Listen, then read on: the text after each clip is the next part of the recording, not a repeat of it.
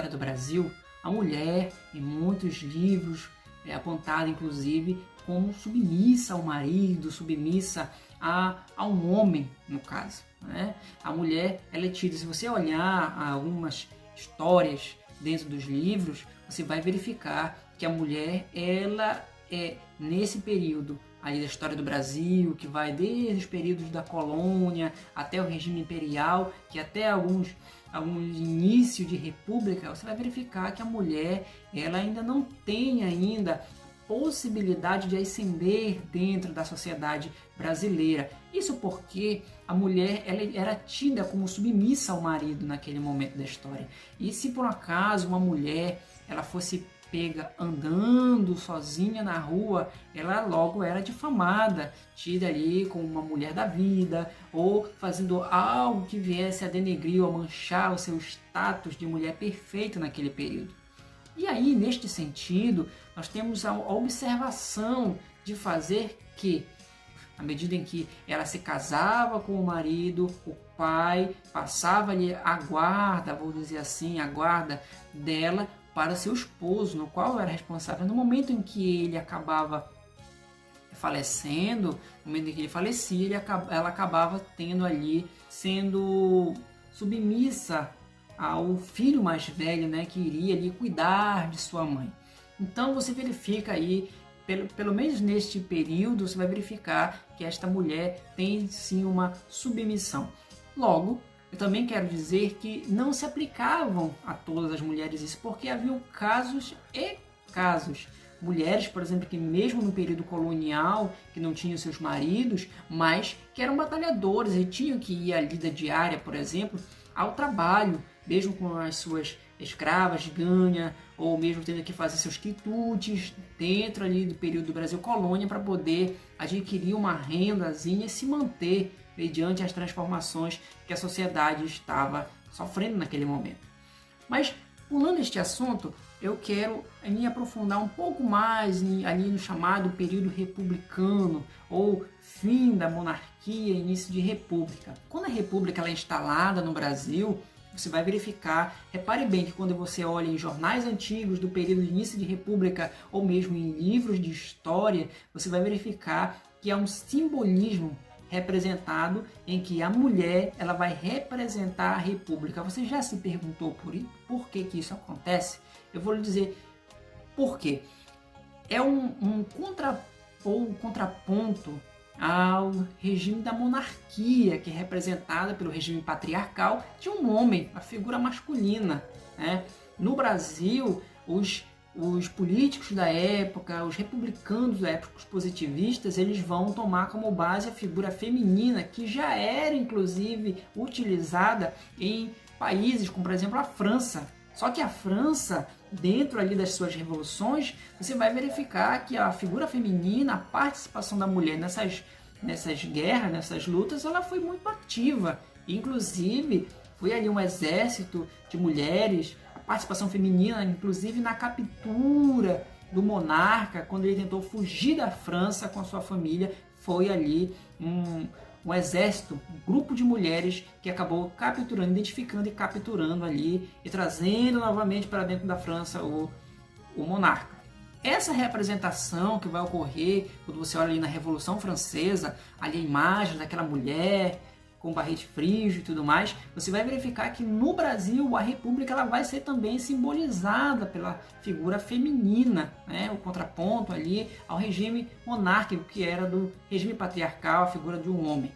E neste sentido, né, com ali também a industrialização dentro do Brasil, já que já havia se iniciado ali no período da monarquia, mas que vai se intensificar principalmente no regime republicano, tem-se ali um discurso civilizador, no qual é baseado inclusive em discursos franceses, já que os políticos da época, os intelectuais da época já estavam familiarizados com esses debates, né, nas revistas ou mesmo nos discursos feitos por franceses, e eles vão ali utilizar esse discurso civilizador, que também vai estar unido ao chamado discurso modernizador, né?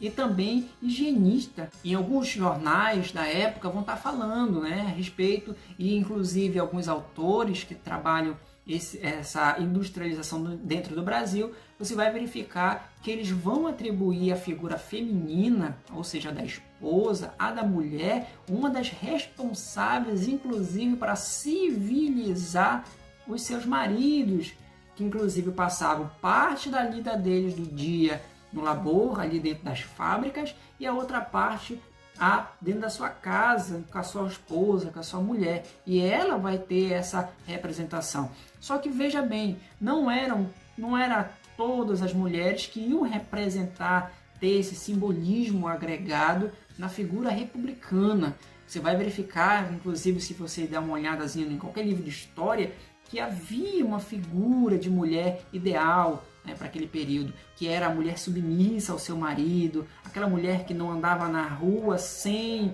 a companhia ou do seu filho, ou mesmo do seu esposo. Era aquela mulher que vivia dentro de casa, né, tendo seus afazeres, e ele cuidava do seu marido, que não tinha ali envolvimento ou em qualquer briga. E esta mulher, ela vai passar a fazer parte desse imaginário, dessa tendência de mulher ideal para aquele período.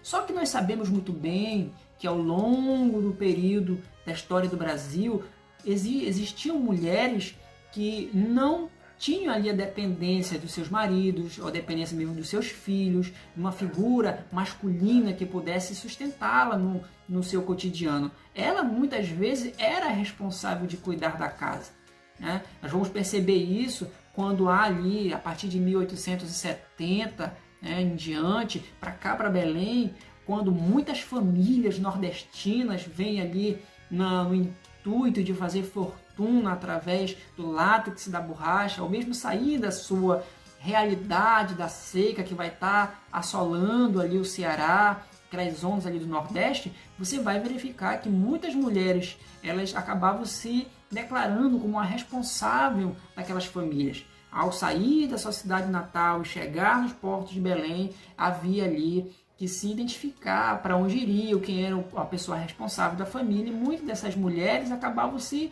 declarando como a responsável.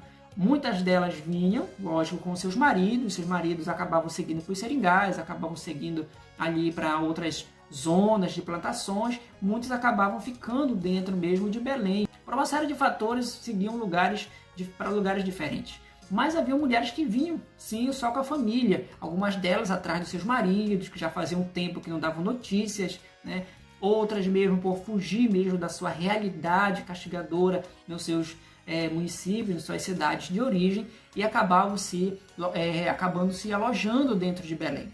E estas mulheres acabavam por ter ali uma característica de buscar ali manter, já que elas eram as principais mantenedoras da casa, de alguma forma, seja trabalho, um dos grandes trabalhos, atividades que as mulheres daquela época elas acabavam adquirindo, era justamente as mulheres que lavavam roupa nas lavadeiras da época, ou mesmo as mulheres que faziam os quitutes, faziam refeições. E essas mulheres, ou esses grupos de famílias que vinham com o intuito ali de procurar uma mudança, uma perspectiva de vida melhor, acabavam ali se agregando, se mudando, encontrando aluguéis mais baratos que estavam ali nos cortiços, né? Ou seja, aquele lugar onde muitas pessoas, muitas famílias acabavam compartilhando o mesmo espaço, justamente no sentido para que o valor do aluguel viesse a sair mais barato para eles. E acabava então um aglomerado de pessoas no mesmo ambiente, na mesma casa, em vários quartos pequenininhos,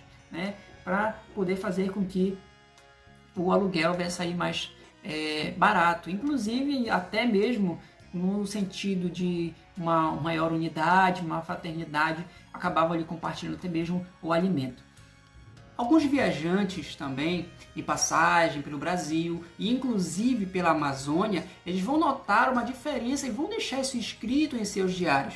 Qual era essa diferença? A mulher, por exemplo, que era tida ali como fazendo parte do grupo da elite, naquele momento, as chamadas mulheres ideais, né, naquele momento da história, era diferente, por exemplo, das mulheres que faziam parte daqueles grupos chamados assim inferiores naquele momento.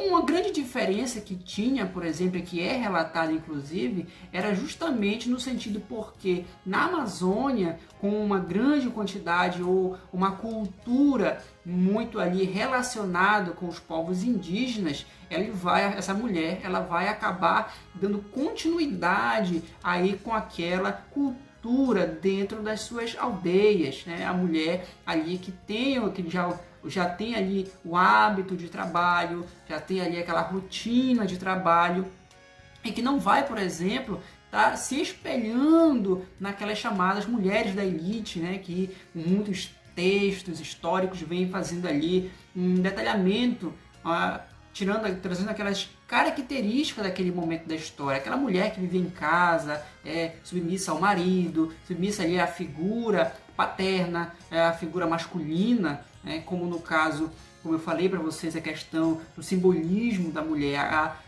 o contraponto da República Mulher com a monarquia tida ali, baseado no sistema patriarcal, naquele sistema que vai permear, inclusive, uma sociedade patriarcal logo após ainda a instalação da República no Brasil.